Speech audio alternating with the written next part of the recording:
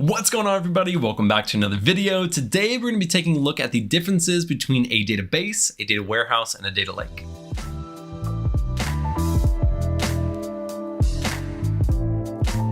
Now, when I was first starting out, I had only ever heard of a database, and I think that's what most people are familiar with.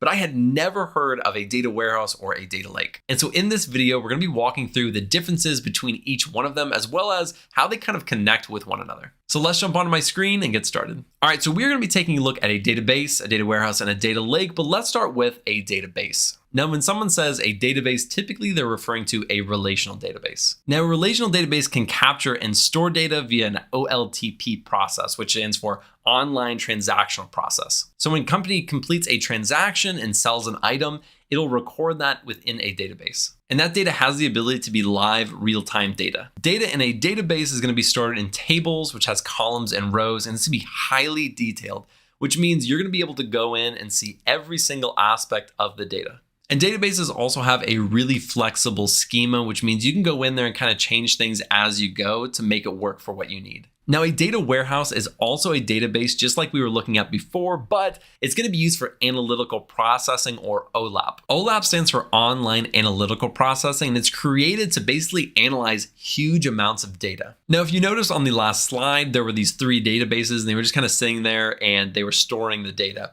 In this visualization that we have on the right, these three databases on the bottom are all aggregating and sending their data to this data warehouse via an ETL process, which is where it extracts the data, it transforms it, and loads it exactly how they need it in this data warehouse. And that's how data is put into the data warehouse. It isn't getting it directly from the source, but it's being put into a database, and via the ETL process, it's being updated as it goes or whenever the ETL process runs. A data warehouse will always have the historical data, but it won't always have the current data unless the ETL process is running every single day or very frequently. The data in the data warehouse is also a little bit different because we're doing this ETL process to get the data in there.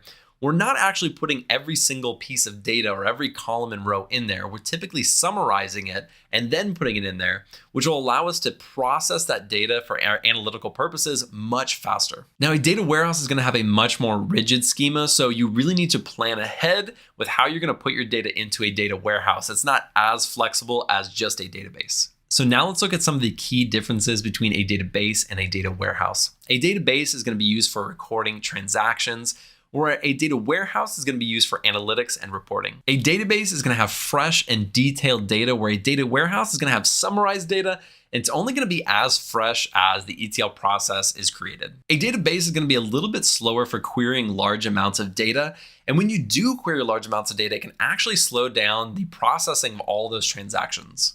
A data warehouse was designed for the exact opposite. It was designed to be very fast at querying and not slow down any processes, because it isn't part of that transaction processing at all. So now that we've looked at a database and a data warehouse, let's take a look at a data lake.